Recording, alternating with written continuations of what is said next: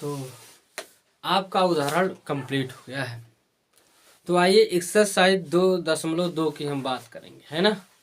तो प्रश्नावली 2.2 में इसमें पहले सवाल में है 6 क्वेश्चन। तो इसमें कह रहा है निम्न द्विघात बहुपदों के शून्य ज्ञात कीजिए और शून्यकों तथा गुणांकों के बीच संबंध की सत्यता की जांच कीजिए। तो इसमें 6 सवाल में 6 के 6 में शून्य ज्ञात करना है और शून्यकों और गुणांकों के मध्य जो संबंध है उसकी सत्यता का सत्यापन करना। तो आइए किया जाए। अब इसमें एक सवाल यदि बढ़िया से पढ़ लें तो पूरा का पूरा हो जाएगा। पहला दिया हुआ है पी एक्स बराबर X square minus 2x minus 8। तो शून्य ज्ञात करना है और शून्य को और गुणांकों के मध्य जो संबंध है उसके सत्यता का सत्यापन भी करना है। तो सबसे पहले शून्य के लिए क्या करेंगे हम, शून्य के लिए बहुपद को पी ऑफ एक्स बराबर 0 यानी बहुपद को 0 के बराबर करेंगे, ठीक। यानी x square minus 2x minus 8 बराबर 0। अब इसका गुणनखंड करेंगे तो इस द्विघात बहुपद का यानी अब समीकरण बन गया है। तो इसका गुणनखंड हम करेंगे तो अचर पद जैसे -8 का हम ऐसा गुणा करते हैं, गुणा करने पर 8 ही आए हैं और यहाँ माइनस लगा तो घटाने पर क्या आना चाहिए 2। तो करिए 8 का क्या क्या बनेगा, तो 8 गुणे 1 बनेगा। तो 8 गुणे 1 8 ही होगा। तो 8 में कि 1 घटाने पर क्या 2 आता है, नहीं आता है, 7 आता है ना। तो ये वाला अप्लाई नहीं होगा। 4 गुणे 2 8 है और 4 में से 2 घटाने पर 2 आता है ना, आता है। तो यानी कि यही वाला हमारा गुणनखंड अप्लाई होगा, ठीक जी। तो यहाँ -2 लाना है ना, तो यहाँ पर क्या करके -4 + 2 करेंगे तब यहाँ पर हमारा -2 आ जाएगा, ठीक। तो यहाँ पर हम क्या लिख सकते हैं 4 दूनी 8 और 4 और 2 घटाएंगे तब क्या मिल जाएगा हमें 2। तो यहाँ क्या लिखेंगे x square minus 4x plus 2x minus 8 बराबर 0, ठीक। यहाँ से हम काम इसको जो एक पर इसको इसका जोड़ा बना लीजिए दो का। तो इनमें कॉमन क्या है, x कॉमन ले ले तो बचा x माइनस 4। यहाँ कॉमन क्या है +2 तो बचा बचेगा x, यहाँ से क्या बचेगा -4 बराबर 0, ठीक। तो कॉमन आप इस तरीके से लेंगे यहाँ पर कि पहले वाले जो ब्रैकेट में दूसरे वाले में भी वही आना चाहिए हमें, ठीक। तो अब ये एक पद बन गया, एक पद ये बन गया। इनमें अब देखिए कॉमन क्या है x -4 कॉमन ले लीजिए और बाकी जो बचा यहाँ x बचा यहाँ +2 इसको एक ब्रैकेट में लिख दीजिए और बराबर क्या हो जाएगा 0, ठीक। तो अब या तो इनका गुणनफल 0 है तो या तो x -4 बराबर 0 होगा या तो x +2 बराबर 0। यदि x -4 बराबर 0 तो x बराबर 4 हो गया, यदि x +2 बराबर 0 तो x बराबर -2, ठीक। तो इस तरह से शून्य आपके निकल गए। अतः शून्य क्या है, अतः शून्य 2 व 4, ठीक। तो पहला रिजल्ट आपका कंप्लीट हो गया। इसके बाद कह रहा सत्यापन भी करना है ना, शून्यकों और गुणांकों के मध्य जो संबंध है। तो आइए सत्यापन भी कर दिया जाए। तो सत्यापन, तो उसके लिए ए बी सी का मान हमें चाहिए और अल्फा बीटा तो हमें मिल ही गया। तो देखिए कैसे होगा, आइए कर दिया जाए। पी एक्स बराबर X square minus 2x minus 8। A B C का मान निकालने के लिए हमारे पास जो समीकरण था व्यापक समीकरण x square plus b x plus c से क्या कर दीजिए, तुलना करने पर तो तुलना कर दीजिए। तो एक्स स्क्वायर का गुणांक एक्स स्क्वायर के गुणांक के बराबर, यहाँ एक्स स्क्वायर का गुणांक ए है, यहाँ क्या है कुछ नहीं तो समझ लो यहाँ 1 लिखा है ना, तो ए बराबर 1। एक्स का गुणांक बी है, यहाँ एक्स का गुणांक क्या है -2, चिन्ह के साथ आप तुलना करेंगे, ठीक। अचर पद यहाँ सी है, यहाँ पर क्या है अचर पद -8 यानी सी बराबर हो जाएगा -8, ठीक। और जो निकला था इसमें से किसी को अल्फा मान लीजिए और किसी को भी बीटा मान लीजिए, कोई दिक्कत नहीं।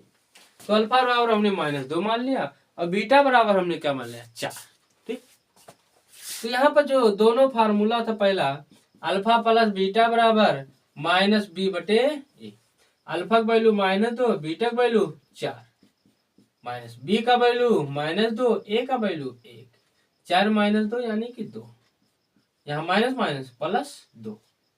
इस तरह से पहला वाला आपका क्या होता है, सत्यापित हो जाता है। दूसरा, अल्फा गुणे बीटा बराबर सी बटे ए।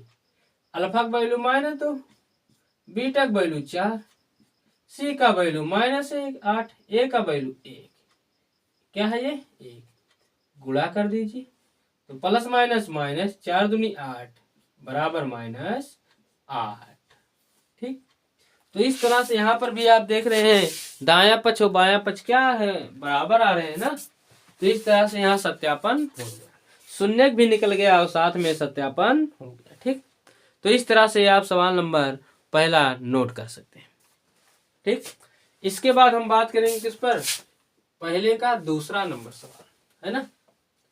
तो चलिए, काम वही करना है सब में, जितने इसमें सवाल है सबके सब सवाल एक ही जैसे हैं, काम तो सब में सेम ही करना है। तो आइए वो भी कर दिया जाए। तो अगला वाला बहुपद जो है एक्स के टर्म में ना देकर किस रूप में दिया है, एस के टर्म में दिया है। तो इसको क्या मान लो, पी एस बराबर मान लीजिए 4s² - 4s + 1। तो देखिए, शून्य के लिए सबसे पहला काम क्या करेंगे, इसको 0 के बराबर करेंगे ना, किसको, द्विघात बहुपद को। तो शून्य के लिए क्या हो जाएगा, PS बराबर 0, यानी कि 4s² - 4s + 1 बराबर 0 होगा। अब अचर पद 1 का s² के गुणांक में गुणा कर लीजिए, पहले है यहाँ ना, तो गुणा करेंगे और जो आएगा उसका इस तरह से गुणनखंड बताएंगे कि जोड़ने पर 4 आए, गुणा करने पर वही पद आए। तो एक का गुणा पहले किसमें करेंगे, 4 में, तो 4 में 1 का गुणा करेंगे 4 होगा। 4 का ऐसा गुणनखंड बनाइए कि गुणा करने पर 4 आए, जोड़ने पर भी 4, तो 2 दूनी 4। ठीक, 4s², यहाँ पर क्या लिख सकते हैं, -2s + 1 बराबर 0। इसका एक जोड़ा बना लीजिए, इसको एक जोड़ा, इनमें कॉमन क्या है, 2s कॉमन ले लीजिए। तो यहाँ क्या बचा, 2s, यहाँ बचा -1। यहाँ कुछ कॉमन नहीं दिख रहा है ना, तो यहाँ क्या कॉमन ले लीजिए, 1, बट कॉमन आप -1 लेंगे, क्योंकि यहाँ जो ब्रैकेट में है दूसरे वाले में वही बनाना है आपको, है ना। तो -1 जब कॉमन लेंगे तो यहाँ +2s बचेगा और यहाँ -1 बराबर 0। अब एक पद यह बन गया, एक पद ये, इनमें कॉमन क्या है, 2s - 1 कॉमन ले लेंगे, जो बचा उसको एक ब्रैकेट में 2s - 1 बराबर 0। अब इनका गुणनफल 0 है, तो या तो 2s - 1 बराबर 0, वो तो वही भी है जी। तो 2s बराबर 1, तो s बराबर 2 का गुणा है दूसरी तरफ भाग, यहाँ पर भी 2s बराबर 1, तो s बराबर 1/2। ठीक है जी। तो यहाँ से आपको क्या मिल गया, 2 शून्य मिल गए। तो अतः शून्य क्या है, 1/2 व 1/2 है। इस तरह से आपका शून्य तो निकल गया, हमें इसका सत्यापन भी करना है ना। यहाँ पर 1/2 व 1/2 लिखा हुआ है। ठीक, शून्य क्या लिखा हुआ है, 1/2 व 1/2 हम फिर से लिख देते हैं। अतः शून्य 1/2 व 1/2 है। ठीक, अब हमें सत्यापन करना है ना, तो आइए सत्यापन भी कर दें। तो हमारे पास क्या दिया था, 4s² - 4s + 1। तो यहाँ आप तो तुलना कर ही ले जाओगे, तो डायरेक्ट BC का वैल्यू लिख दो, कोई समस्या नहीं। तो s² का गुणांक a का मान होगा, तो a का वैल्यू 4, s का गुणांक b का मान होगा, तो b बराबर -4, अचर पद c का मान होगा, c बराबर 1। अल्फा का वैल्यू ले लीजिए यहाँ 1/2, बीटा भी वही है तो लिख लो, कोई दिक्कत नहीं होगा। पहला रिजल्ट, अल्फा प्लस बीटा बराबर -b/a। अल्फा का वैल्यू 1/2 प्लस बीटा का वैल्यू भी 1/2 माइनस बी का वैल्यू -4 और ए का वैल्यू 4।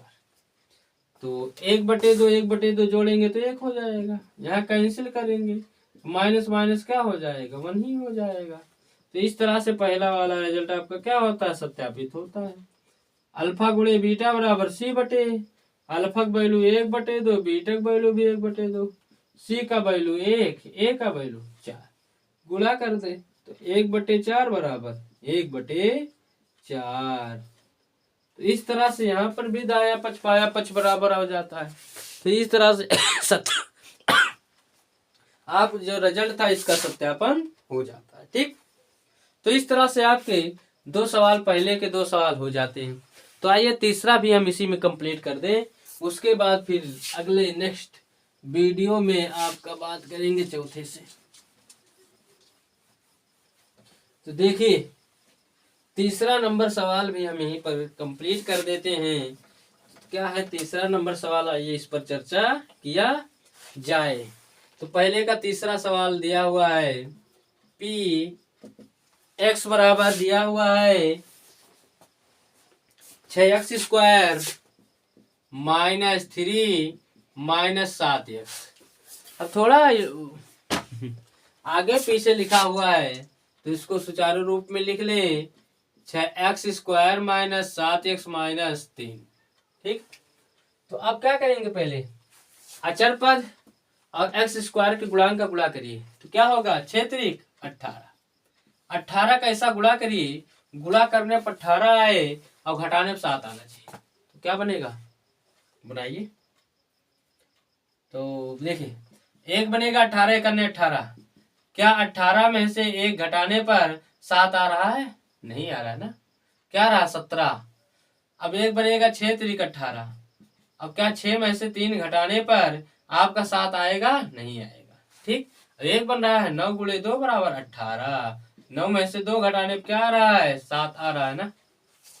तो कौन सा अप्लाई होगा हमारा, 9 × 2 यानी 9 × 18 और 9 में से 2 गया 7।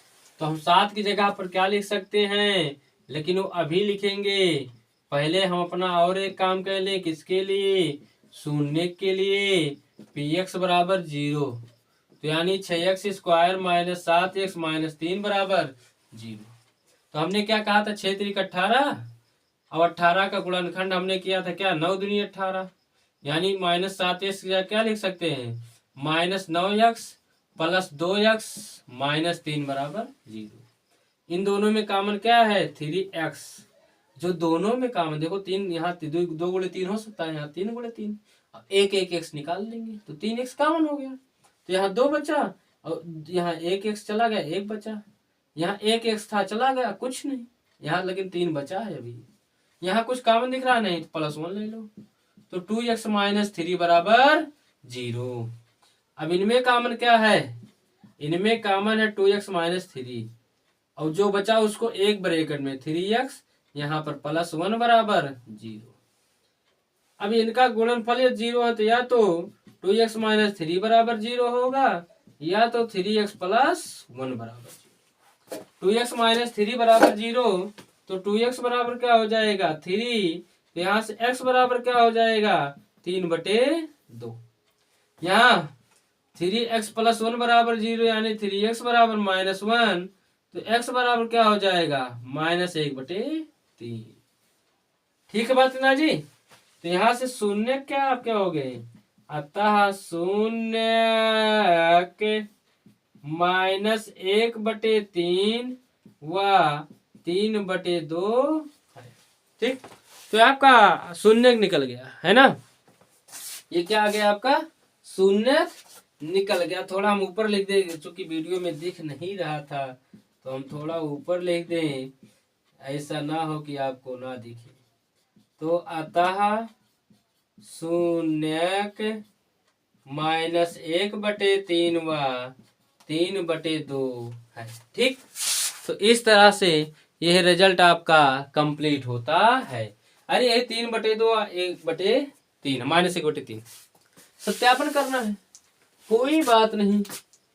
px बराबर क्या दिया हुआ है 6x² -7x -3 लिख लीजिए।